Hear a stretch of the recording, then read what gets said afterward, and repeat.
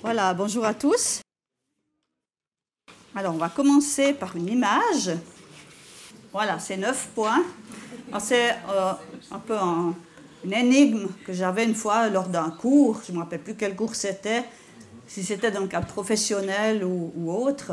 Voilà, il y a ces 9 points qui sont dans un cadre et on doit les relier avec seulement 4 traits.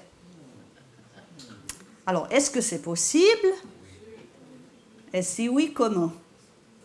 Alors, comme il y en a qui n'ont pas l'image parce qu'ils écoutent via la chaîne YouTube de l'Église, je vais quand même essayer de décrire l'image.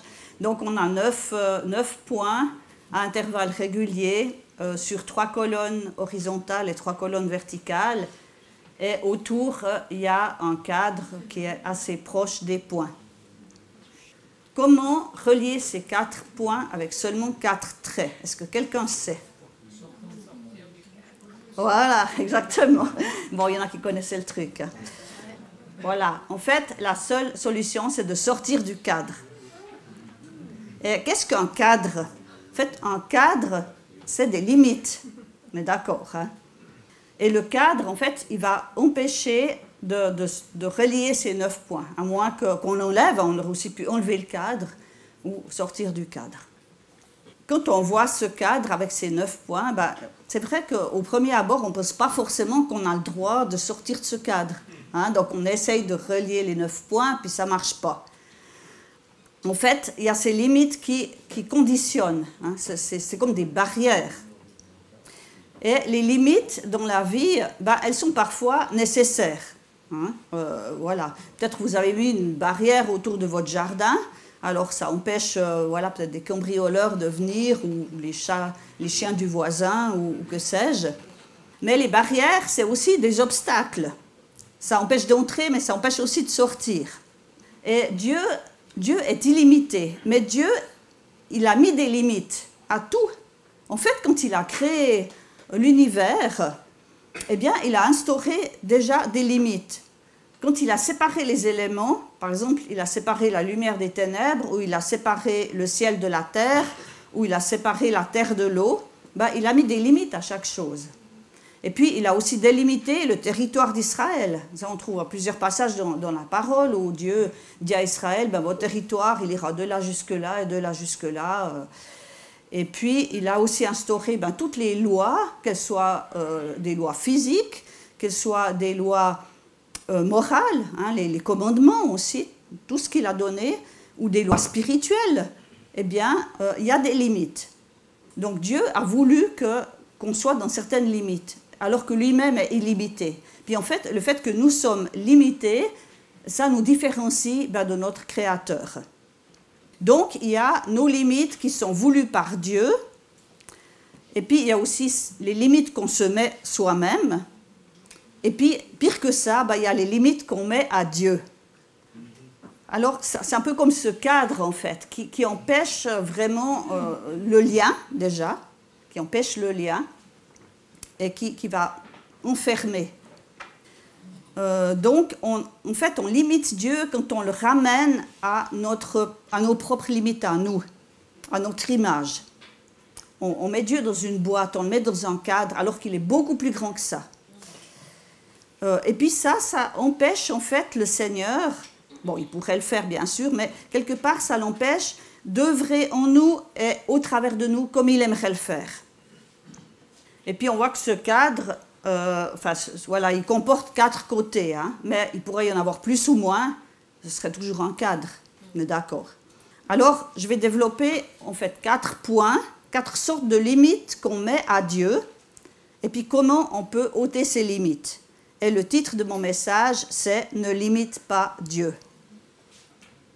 Alors, la première limite, c'est l'incrédulité. Et on va lire dans Matthieu 13, les versets 54 à 58. Donc, il est parlé de Jésus. Jésus se rendit dans sa patrie et il enseignait dans la synagogue, de sorte que ceux qui l'entendirent étaient étonnés et disaient « D'où lui viennent cette sagesse et ces miracles? N'est-il pas le fils du charpentier? N'est-ce pas Marie qui est sa mère?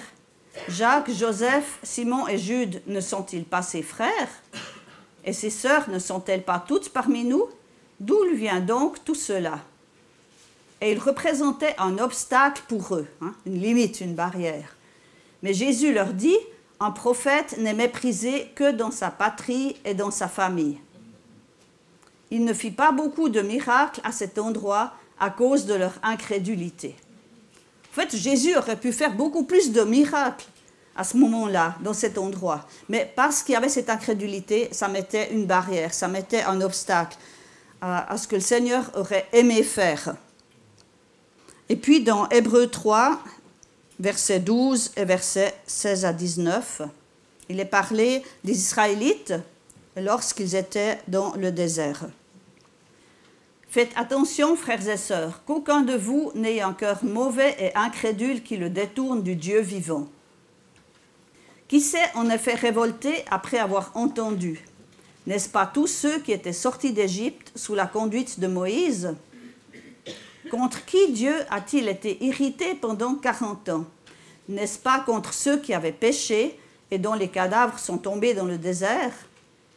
Et à qui a-t-il juré qu'il n'entrerait pas dans son repos, sinon à ceux qui avaient désobéi?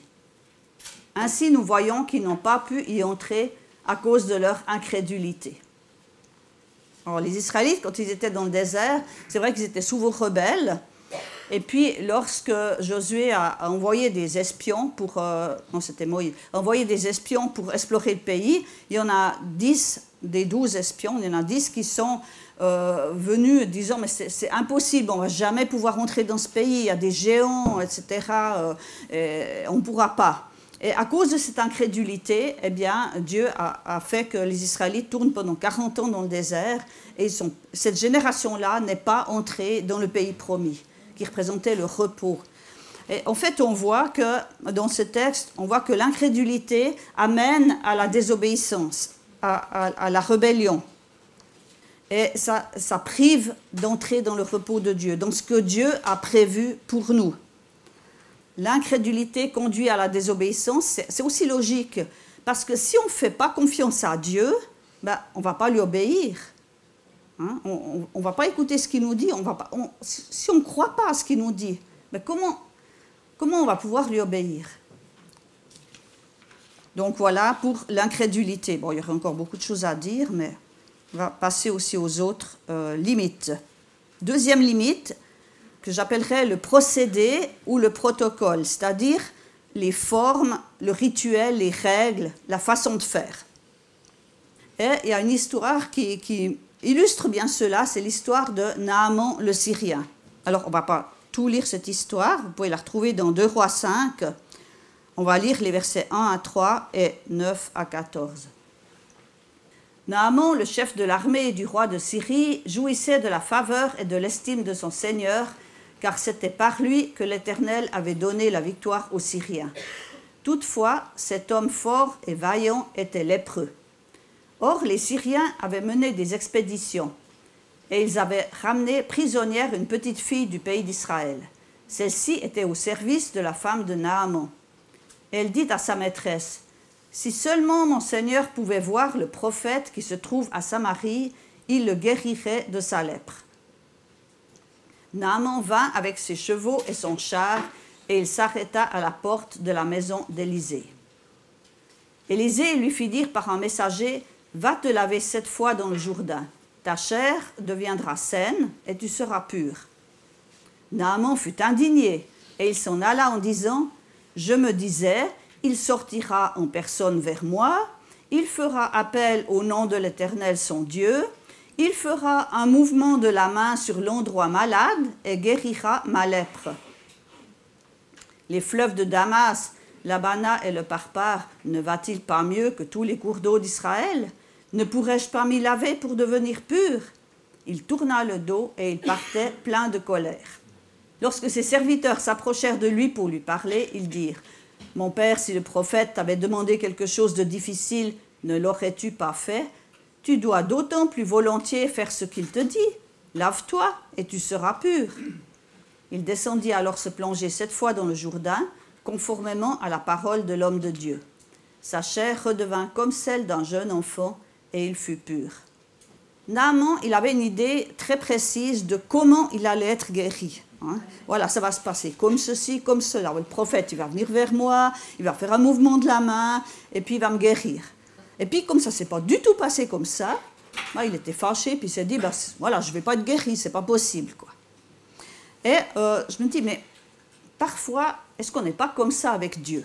Quand on prie, est-ce qu'on ne dit pas au Seigneur des fois, Seigneur, tu pourrais faire comme ci, tu pourrais faire comme ça, tu pourrais faire comme ça. On lui donne des idées, en fait. On donne des idées à Dieu. Mais il n'y a pas besoin qu'on lui donne des idées. Et j'ai l'impression que Dieu, en fait, il s'amuse à justement faire autrement que ce qu'on pensait pour montrer qu'en fait, il est plus malin que nous, quoi. Voilà. Il est Dieu, exactement. La troisième limite, c'est l'incompréhension du plan de Dieu.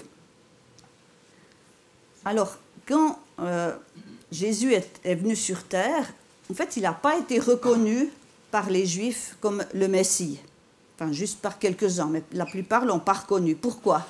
Parce que les Juifs étaient convaincus que quand le Messie viendrait, eh bien, il allait les délivrer de l'oppression des Romains. Voilà, si Jésus était vraiment le Messie, il allait chasser les Romains, établir son royaume, et puis Israël serait tout bien. Et en fait, ils n'avaient pas compris que le Messie devait d'abord souffrir, être rejeté, souffrir, être crucifié, et ensuite ressuscité. Et puis Jésus, il a averti ses disciples, il les a préparés à plusieurs reprises. On voit dans les évangiles qu'il explique à ses disciples qu'il va être rejeté, qu'il va mourir, qu'il va être crucifié, qu'il va ressusciter. Puis les disciples, ils ne comprenaient rien du tout, parce qu'ils étaient tellement dans cette optique, mais ce n'est pas possible. Le Messie, quand il viendra, il va établir son royaume, puis tout va bien aller. Et puis le résultat, c'est que quand Jésus était sur la croix, qu'est-ce qui s'est passé? Les gens, ils se moquaient de lui, disant, mais ouais, il a guéri, il a délivré les autres, il a sauvé les autres, puis il ne peut pas se sauver lui-même. C'est quoi? Et les disciples, qu'est-ce qu'ils ont fait? Ils ont pris la fuite. Et même après la résurrection de Jésus, ils n'avaient encore pas compris que Jésus n'était pas venu établir un royaume terrestre, mais un royaume spirituel. Dans Acte 1, verset 6, donc ça c'est après la résurrection de Jésus, alors que les apôtres étaient réunis, ils lui demandèrent « Seigneur, est-ce à ce moment-là que tu rétabliras le royaume pour Israël ?» Ils étaient toujours là-dedans. Puis Jésus leur a dit « Maintenant, il y a encore un petit bout de temps jusque-là. » Et ne pas comprendre, en fait, le plan de Dieu, ça conduit au découragement, voire même peut-être à l'abandon de la foi ou l'abandon du service. On verra après, quand j'aurai fini avec les 4 points, enfin il ne reste plus qu'un, comment aussi passer par-dessus ces limites-là. Il y aura des clés pour ça. Toujours dans la parole de Dieu. Il y a beaucoup de versets, mais je crois que c'est important de vraiment mettre la parole au centre. Et la 4e limite, c'est notre vécu. Alors notre vécu, ça inclut nos connaissances, nos expériences, nos blessures, nos échecs, nos manques de moyens, nos limites, justement. Et notre vécu fait souvent écran à la puissance de Dieu. Parce qu'on a vécu telle et telle chose, ça nous bloque pour avancer. Un bon exemple, c'est avec Moïse. Alors on va lire quelques passages lorsque Moïse a été appelé par Dieu. Tout d'abord, avant ça, on va lire dans Exode 2, versets 11 à 15. Une fois devenu grand, Moïse sortit vers ses frères et vit leurs pénibles travaux. Il vit un Égyptien frapper un Hébreu, un de ses frères. Il regarda de tous côtés, vit qu'il n'y avait personne et tua l'Égyptien qu'il cacha dans le sable. Quand il sortit le jour suivant, il vit 2 Hébreux se battre. Il dit à celui qui avait tort, « Pourquoi frappes-tu ton prochain ?» Cet homme répondit alors, « Qui t'a établi chef et juge sur nous? Est-ce pour me tuer que tu me parles, tout comme tu as tué l'Égyptien ?» Moïse eut peur et se dit, « L'affaire est certainement connue. » Et là, il va s'enfuir au pays de Madian. Le Pharaon apprit ce qui s'était passé et il chercha à faire mourir Moïse. Mais Moïse s'enfuit loin de lui et s'installa dans le pays de Madian. Il s'arrêta près d'un puits. puis s'est passé longtemps. Il est resté longtemps dans ce pays de Madian. Et en fait, quel devait être son état d'esprit? Il devait se dire, mais je suis nul, quoi. Voilà, j'avais à cœur de délivrer mon peuple, les Israélites, de l'esclavage du Pharaon. Et puis, c'est loupé, quoi.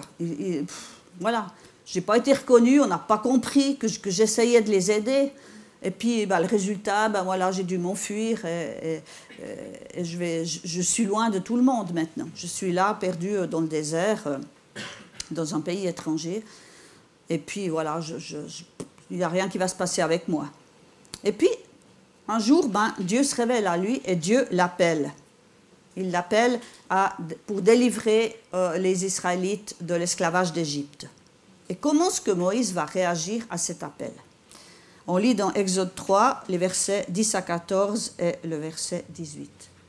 Donc Dieu dit à Moïse, « Maintenant, vas-y, je t'enverrai vers le Pharaon et tu feras sortir d'Égypte mon peuple, les Israélites. » Moïse dit à Dieu, « Qui suis-je, moi, pour aller trouver le Pharaon et pour faire sortir les Israélites d'Égypte ?» Dieu dit, « Je serai avec toi. Voici pour toi le signe que c'est moi qui t'envoie. Quand tu auras fait sortir le peuple d'Égypte, vous servirez Dieu sur cette montagne. » Moïse dit à Dieu, « J'irai donc trouver les Israélites, et je leur dirai, le Dieu de vos ancêtres m'envoie vers vous. Mais s'ils me demandent quel est son nom, que leur répondrai-je? » Dieu dit à Moïse, « Je suis celui qui suis. » Et il ajouta, « Voici ce que tu diras aux Israélites, je suis, m'a envoyé vers vous. » En fait, Moïse se dit, mais qui suis-je? Qui suis-je? Et qu'est-ce que je vais dire? Et Dieu dit à Moïse, ils t'écouteront. Tu iras vers les anciens d'Israël, trouver le roi d'Égypte, et vous lui direz, l'Éternel, le Dieu des Hébreux, s'est présenté à nous. Permets-nous maintenant de faire 3 journées de marche dans le désert pour offrir des sacrifices à l'Éternel, notre Dieu. Dieu dit à Moïse, ils t'écouteront. Mais qu'est-ce que Moïse répond à ça? Exode 4, verset 1. Moïse répondit, « Ils ne me croiront pas et ils ne m'écouteront pas. Au contraire, ils diront, l'Éternel ne t'est pas apparu. » Dieu dit à Moïse, « Les Israélites t'écouteront. » Et Moïse répond à Dieu, « Mais ils ne m'écouteront pas. » Pourquoi il dit ça? Il n'a pas confiance à Dieu. Pourquoi? À cause de ce qu'il a vécu avant. Comme il n'a pas été écouté quand il a voulu rendre justice à son frère qui se faisait taper par un Égyptien, comme il n'a pas, on lui a dit, mais qui t'a établi chef et juge sur nous? On ne l'a pas écouté. Alors là, il va se dire, mais on ne va pas m'écouter. Voyez comment son vécu a fait blocage, en fait, à ce que Dieu disait à Moïse et ce que Dieu voulait faire avec lui. Il a vraiment perdu confiance. Et puis on va lire encore Exode 4, les versets 10 et 13. Moïse dit à l'Éternel, « Ah Seigneur, je ne suis pas un homme doué pour parler, et cela ne date ni d'hier, ni d'avant-hier, ni même du moment où tu as parlé à ton serviteur. En effet, j'ai la bouche et la langue embarrassées. » Et puis plus loin, il va encore dire, « Ah Seigneur, envoie quelqu'un d'autre que moi. » On voit qu'il avait vraiment un gros blocage. Mais le Seigneur a chaque fois répondu, puis finalement Moïse a quand même obéi à l'appel de Dieu. Mais c'est vrai que ça a été un combat, hein? Ça n'a pas été évident. Et on voit qu'en fait, pour nous, c'est pareil. Parfois, notre vécu peut nous empêcher d'aller plus loin que le Seigneur. Il y a des blocages parce qu'on a vécu des échecs, parce qu'on a essayé peut-être de servir Dieu, ou de faire quelque chose, d'obéir à Dieu, puis ça n'a pas marché, on s'est planté, il y a quelque chose qui n'a pas joué. On est, des hauts et des bas, et puis on a de la peine à remonter. Et en fait, c'est comme une barrière qu'on met à Dieu, on limite Dieu parce qu'on pense que Dieu n'est pas capable de faire quelque chose avec nous, alors que c'est lui qui nous donne les capacités. Il donne les moyens. Il donne, si nous demande de faire quelque chose, il va pourvoir à ce qu'on puisse le faire. Il ne va pas nous demander quelque chose qui est impossible à ses yeux. Alors, on va voir maintenant les solutions. Quelles sont les clés pour sortir de ce cadre ou pour briser ce cadre? Donc, on a vraiment besoin d'abattre ces barrières pour justement voir le Seigneur agir déjà en nous, mais aussi au travers de nous, pour ceux qui nous entourent. Alors, comment faire? Alors, on a parlé de l'incrédulité, hein, première barrière. Alors, l'antidote de l'incrédulité, c'est la foi, exactement. Alors, comment avoir plus de foi? Est-ce qu'il suffit juste de dire, bah, Seigneur, augmente ma foi? Bon, c'est pas mal, mais ça ne suffira peut-être pas. Hein? Alors, il y a une solution, c'est la parole de Dieu. La parole de Dieu est la solution. Pourquoi? Parce que dans Romains 10, 17, il est mis « Ainsi la foi vient de ce qu'on entend », ou de ce qu'on lit, hein, si vous lisez la parole, et ce qu'on entend vient de la parole de Dieu. Lorsque nous nous nourrissons de la parole de Dieu, lorsque nous la lisons, la méditons, ça va augmenter notre foi automatiquement. Parce que dans la parole de Dieu, on voit qui est Dieu. Dieu se révèle au travers de sa parole. On voit qui il est, on voit tout ce qu'il fait, ce qu'il est capable de faire, ce qu'il veut faire. Et puis, vraiment, ça nous aide à grandir dans notre foi. Alors, lisons la parole de Dieu. C'est déjà le verset de l'année aussi. Toute écriture est inspirée de Dieu. Donc, voilà, on revient là-dessus. Et puis, dans Hébreux 12, les versets 1 à 2. Nous donc aussi, puisque nous sommes entourés d'une si grande nuée de témoins, rejetons tout fardeau et le péché qui nous enveloppe si facilement et courons avec persévérance l'épreuve qui nous est proposée. Faisons-le en gardant les regards sur Jésus, qui fait naître la foi et la mène à la perfection. En échange de la joie qui lui était réservée, il a souffert la croix en méprisant la honte qui s'y attachait et il s'est assis à la droite du trône de Dieu. C'est Jésus qui fait naître la foi et qui mène cette foi à la perfection. Donc c'est dans la relation avec Jésus, dans la prière, dans la recherche de sa volonté, dans l'écoute de ce qu'il nous dit personnellement. C'est dans cette communion avec lui que notre foi va grandir. Donc on revient toujours aux mêmes choses, hein, la lecture, la méditation de la parole, et la prière, la relation avec Dieu, et avec les frères et sœurs aussi. On revient toujours à ça, mais c'est vraiment la base. Lorsqu'on tourne nos regards vers Jésus, notre foi, elle est fortifiée. Face au procédé, à la barrière du procédé. Je crois que c'est important de ne pas se focaliser sur comment Dieu va agir, comment il va répondre. Parce que c'est vrai que quand on prie pour quelque chose, on imagine déjà que Dieu va pouvoir faire comme ci et comme ça. Puis, Dieu, des fois, souvent même, il fait autrement. Alors, si on se focalise sur une certaine forme de réponse, puis que ça ne vient pas, on va se décourager. Mais c'est important d'être ouvert à que Dieu, finalement, il sait mieux que nous comment il doit faire. Hein? Pas besoin de lui dire. Donc, laissons-nous surprendre aussi. Laissons-le faire comme il veut, répondre de la manière qu'il veut et dans le temps qu'il veut.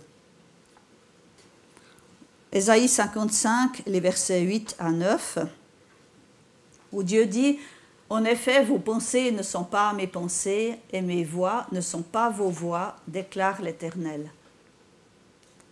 Le ciel est bien plus haut que la terre. De même, mes voix sont bien au-dessus de vos voix, et mes pensées bien au-dessus de vos pensées. » Et puis dans Romains 11, les versets 33 à 34, « Quelle profondeur ont la richesse, la sagesse et la connaissance de Dieu, que ses jugements sont insondables et ses voies impénétrables. En effet, qui a connu la pensée du Seigneur ou qui a été son conseiller ?» Et face à l'incompréhension du plan de Dieu, je crois que là, on a vraiment besoin du Saint-Esprit pour nous révéler la pensée de Dieu, nous révéler les plans de Dieu. On a besoin que notre intelligence spirituelle soit ouverte. Parce qu'humainement, on ne peut pas comprendre les plans de Dieu. Ils sont tellement au-dessus de nos plans. Éphésiens 1, versets 17 à 19. « Je prie que le Dieu de notre Seigneur Jésus-Christ, le Père de gloire, vous donne un esprit de sagesse et de révélation qui vous le fasse connaître. Je prie qu'il illumine les yeux de votre cœur, pour que vous sachiez quelle est l'espérance qui s'attache à son appel, quelle est la richesse de son glorieux héritage au milieu des saints, et quelle est l'infinie grandeur de sa puissance, qui se manifeste avec efficacité par le pouvoir de sa force envers nous qui croyons. On a vraiment que les yeux de notre cœur soient illuminés par le Saint-Esprit. Et puis, face à notre vécu, mais je crois que c'est important de remettre tout notre passé, nos échecs, nos blessures dans les mains du Seigneur, pour qu'il puisse venir guérir, restaurer, et nous donner la vision que lui, il a de nous, comment lui, il nous voit, pas comment nous, on se voit nous-mêmes. Parce que parfois, quand on se regarde nous-mêmes, on se dit « je suis nul, quoi ». Mais quand on voit comment Dieu nous voit, qu'on est précieux pour lui, et ce qu'il veut faire avec nous, et qu'il est capable de... on a vu, on voit dans la parole de Dieu comment il a pris les plus faibles, en fait, les plus insignifiants, pour faire de grandes choses avec eux. Il est capable aussi avec nous de faire la même chose. Connaître l'amour de Dieu qui restaure, qui guérit. Éphésiens 3, versets 16 à 21. Je prie qu'il vous donne, conformément à la richesse de sa gloire, d'être puissamment fortifié par son esprit dans votre être intérieur, de sorte que le Christ habite dans votre cœur par la foi. Je prie que vous soyez enracinés et fondés dans l'amour, pour être capable de comprendre avec tous les saints quelle est la largeur, la longueur, la profondeur et la hauteur de l'amour de Christ, et de connaître cet amour qui surpasse toute connaissance, afin que vous soyez remplis de toute la plénitude de Dieu. Être enraciné et fondé dans l'amour de Christ. Alors, en conclusion, c'est vrai qu'on a tendance, parce qu'on est humain puis qu'on est limité, on a tendance à ramener Dieu à ce qu'on connaît, à ce qu'on est, en fait à notre échelle humaine, à ce qu'on sait, à ce qu'on ressent, à ce qu'on croit, à ce qu'on a entendu de lui. On ramène souvent Dieu et puis on le limite.